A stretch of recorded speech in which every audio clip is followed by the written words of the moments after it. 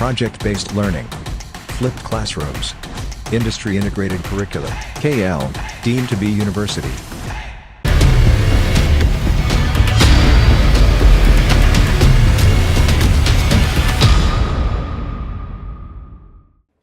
నమస్తే welcome to RTV.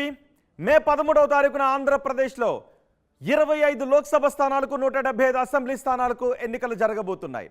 ఈ ఎన్నికల్లో గెలిపే లక్ష్యంగా అన్ని పార్టీలు కూడా వ్యూహ ప్రతివ్యూహాలతో ముందుకు వెళ్తున్నాయి. మరి ఆయా నియోజకవర్గాల్లో ప్రధాన పార్టీల అభ్యర్థులు ఎవరు, వారి బలాబలాలు ఏంటో ఒకసారి మనం చూద్దాం. ముందుగా గుడివాడ నియోజకవర్గానికి సంబంధించిన వివరాలు చూద్దాం. గుడివాడ నియోజకవర్గం నుంచి కొడాలి నాని బరిలో ఉన్నారు. కొడాలి నాని, కొడాలి వెంకటేశ్వరరావు. అలాగే టీడీపీ నుంచి వెనుగంట్ల రాము బరిలో ఉన్నారు. ఒక్కసారి ఇద్దరు అభ్యర్థుల బలాబలాలు ఏంటో మనం చూద్దాం. ముందుగా కొడాలి నాని, కొడాలి వెంకటేశ్వరరావు బలాబలాలు ఏంటో మనం చూద్దాం. కొడాలి నాని ఆయన కమ్మ సామాజిక వర్గానికి చెందిన నేత. ఎన్నికల అఫిడవిట్లో ఆయన పేర్కొన్న వివరాల ప్రకారం ఆయన 10వ తరగతి ఫెయిల్ అయిపోయారు. అంతేకాదు 2004, 2009 ఎన్నికల్లో ఆయన టీడీపీ నుంచి పోటీ చేసి ఎమ్మెల్యేగా గెలిచారు. ఆ తర్వాత ఆయన వైసీపీలోకి వచ్చేశారు. 2012లో వైసీపీలో చేరారు. 2014లో జరిగిన ఎన్నికల్లో వైసీపీ నుంచి ఎమ్మెల్యేగా గెలిచారు. 2019లో కూడా వైసీపీ నుంచి ఆయన ఎమ్మెల్యేగా గెలిచారు. జగన్ క్యాబినెట్లో మంత్రిగా కూడా పనిచేశారు. ప్రస్తుతం ఆయన మాజీ మంత్రి. ఆయన ఈసారి ఎలాగైనా సరే గుడివాడలో మరోసారి గెలవాలి అనే లక్ష్యంతో వ్యూహ ప్రతివ్యూహాలతో ముందుకు వెళ్తున్నారు కొడాలి వెంకటేశ్వరరావు అలియాస్ కొడాలి నాని. ఇక టీడీపీ అభ్యర్థి గురించిన వివరాలు కూడా మనం చూద్దాం. టీడీపీ అభ్యర్థి వెన్నుగంట్ల రాము. వెన్నుగంట్ల రాము కమ్మ సామాజిక వర్గానికి చెందిన నేత. ఆయన బీటెక్ వరకు చదివారు. ఆయన ఎన్ఆర్ఐ. అమెరికాలో ఎఫినెక్స్ సాఫ్ట్వేర్ కంపెనీ యజమానిగా ఉన్నారు. వ్యాపారవేత్త. ఆయన రాజకీయాలకు ఆయన పూర్తిగా కొత్త. తొలిసారి వెన్నుగంట్ల రాము రాజకీయాల్లోకి వచ్చి ఆయన బరిలో ఉన్నారు ఎమ్మెల్యేగా.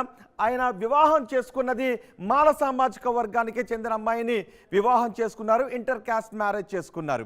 అది వెన్నుగంట్ల రాముకు సంబంధించిన ప్రొఫైల్. గుడివాడ నియోజకవర్గాన్ని చూసినట్లయితే గుడివాడ నియోజకవర్గం మచిలీపట్నం లోక్సభ స్థానం పరిధిలో ఉంటుంది. అక్కడ ఎస్సీ సామాజిక వర్గానికి చెందిన ఓట్లు ఎక్కువగా ఉంటాయి. ఒకసారి ఎన్ని మండలాలు ఉన్నాయి మనం చూసినట్లయితే గుడివాడ, గుడ్లవల్లేరు, నందివాడ మండలాలు ఉన్నాయి. ఎస్సీ సామాజిక వర్గానికి చెందిన ఓట్లు ఎక్కువగా ఉంటాయి. సో ఏ సామాజిక వర్గానికి చెందిన వారి ఓట్లు ఏ విధంగా ఉన్నాయనే వివరాలు కూడా మనం చూసినట్లయితే గుడివాడ నియోజకవర్గం నుంచి ఎస్సీ సామాజిక వర్గానికి చెందిన ఓట్లు 53,000 ఓట్లు ఉన్నాయి.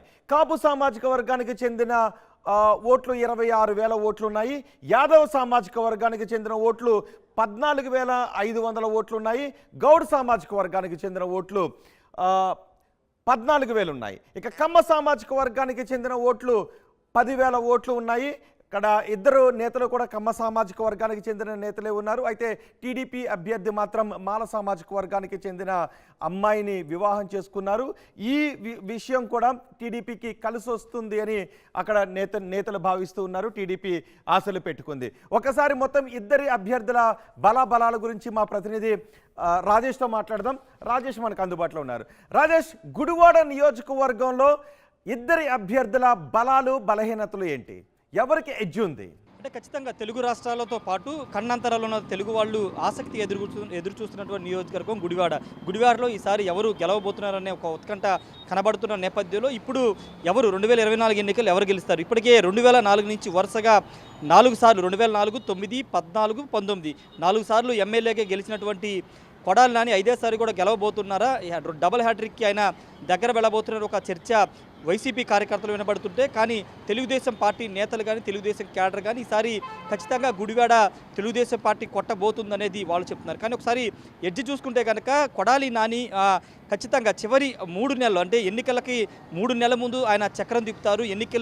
ఎలక్షన్ ఏ విధంగా చేయాలో కొడాలి నానికి బాగా తెలుసని గుడివాడ ప్రజలు చెప్పుకుంటారు. ఎలక్షన్ని ఒక వైపు తిప్పుకునే ఒక ఇది ఉందనేది కొడాలి నానికి ఉన్న ముద్ర. ఈ నేపథ్యంలో ఇప్పుడు కొడాలి నాని అదే చేస్తున్నారు. ప్రచారంలో గత 4-5 రోజులుగా ప్రచారం మొదలుపెట్టారు. 4-5 రోజులుగా ప్రచారంలో దూసుకుపోతున్నారు. కొంతమంది ఓటర్లు ఆయనకి ఏకంగా పాలాభిషేకం చేసినటువంటి సందర్భం కూడా చూస్తారు. ఈ నేపథ్యంలో కొడాలి నానికి ఉన్న బలం చూస్తే కనుక నందివాడ మండలం, అదేవిధంగా గుడివాడ రూరల్, ఈ 2 చోట్ల కొడాలి నానికి చాలా పట్టుంది. వాటితో పాటు గుడ్లవల్లేరు మండలం కూడా ఎక్కువ పట్టున్నట్టు కూడా తెలుస్తుంది. ఎందుకంటే గుడ్లవల్లేరు మండలంలో కమ్మ సామాజిక వర్గానికి సంబంధించిన నేతల డామినేషన్ ఉంటుంది. అక్కడ కొడాలి నానికి గత ఎన్నికల్లో కూడా మంచి మెజారిటీ వచ్చింది. అంతేకాదు నందివాడకు సంబంధించినటువంటి ఆ మండలంలోతో పాటు గుడివాడ రూరల్లో కొడాలి నాని కొంత ఓటు బ్యాంక్ సంబంధించి కానీ కొంత ఎడ్జి ఉండే అవకాశం కనపడుతుంది. కానీ ఇప్పుడు వెనిగండ్ల రాము ఖచ్చితంగా ఆ నందివాడ మండలంతో పాటు కొడాలి నానికి ఎక్కడైతే ఎడ్జి వస్తుందో ఆ రెండు మండలాలు నందివాడ మండలంతో పాటు ఇటు గుడివాడ రూరల్ గుడ్లవల్లేరు మీద కూడా ఫోకస్ పెట్టారు. ఇంతకుముందు మీరు చెప్పినట్టే వెనిగండ్ల రాముకి కలిసి వచ్చే అంశం ఏంటంటే కమ్మ సామాజిక వర్గంతో పాటు ఆయన భార్య ఎస్సీ సామాజిక వర్గానికి సంబంధించి మహిళ కావడంతో అటు రెండు వర్గాలకు సంబంధించిన ఓట్లు పడతాయని ఒక ఆశాభావంలో అయితే వెనిగండ్ల రాము ఉన్నారు. అంతేకాదు గుడివాడ నియోజకవర్గానికి సంబంధించి బీసీలు అత్యధికంగా ఉన్నారు. అన్ని బీసీ వర్గాలను కలుపుకుంటే 70,000కు పైగా ఓట్లు ఉన్నాయి. తర్వాత ఎస్సీ వర్గానికి సంబంధించిన ఓట్లు 55,000 వరకు ఉన్నాయి. కాబట్టి ఈ రెండు కీలక ఫ్యాక్టర్స్గా ఉండబోతున్న నేపథ్యంలో వాళ్ళ ఓట్లే ఎవరినైనా గెలిపించే అవకాశం ఉంటుంది. ఇక మూడో కీలక ఫ్యాక్టర్ గుడివాడకు సంబంధించి కాపు సామాజిక వర్గానికి 26,000 ఓట్లు కాపు సామాజిక వర్గానికి ఓట్లు ఉన్న నేపథ్యంలో ఇప్పుడు కూటమి వెనిగండ్ల రాము కూటమిలో భాగస్వామిగా ఉన్న నేపథ్యంలో ఖచ్చితంగా 26,000 ఓట్లో దాదాపుగా మెజార్టీ ఓట్లు ఇటు కూటమి అభ్యర్థి అయినటువంటి వెనిగండ్ల రాముకు పడతాయనేది వాళ్ళు అంచనా వేసుకుంటున్న నేపథ్యంలో ఇప్పుడు ఆ కాపు ఓట్లు కూడా కీ ఫ్యాక్టర్గా మారే అవకాశం ఉంది. ఖచ్చితంగా గుడివాడ డెవలప్మెంట్ చూస్తే కనుక కొడాలి నాని డెవలప్మెంట్ చేశారు. కానీ కొన్ని డెవలప్మెంట్ అంటే 2004 నుంచి అధ్వానంగా ఉన్నటువంటి గుడివాడ విజయవాడ రహదారిని ఇప్పటికీ డెవలప్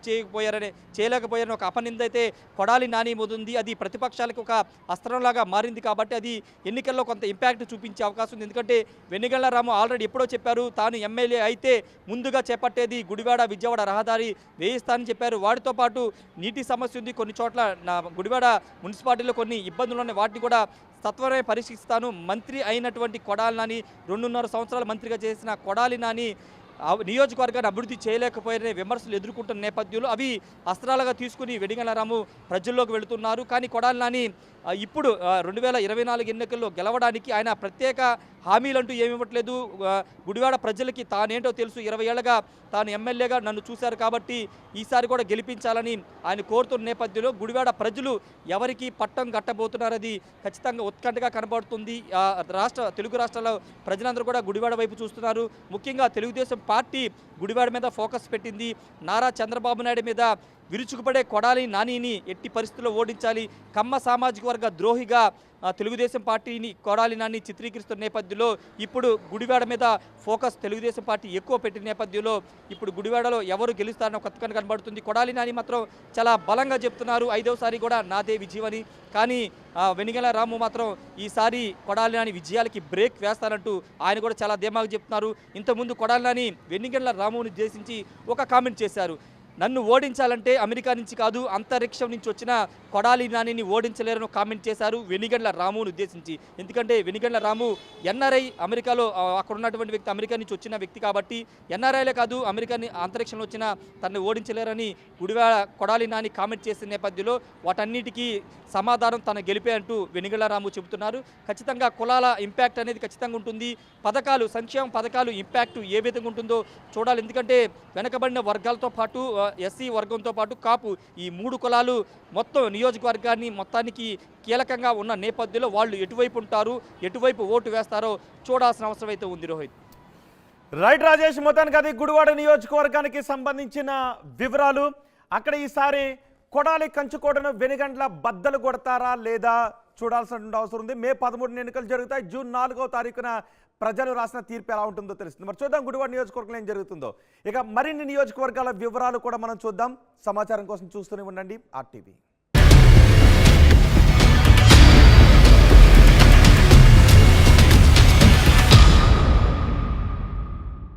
మరిన్ని వీడియోస్ కోసం ఛానల్ ని సబ్స్క్రైబ్ చేయండి. లేటెస్ట్ అప్డేట్స్ కోసం వాట్సాప్ ఛానల్ ని ఫాలో చేయండి. అండ్ లింక్ డిస్క్రిప్షన్ లో ఉంది.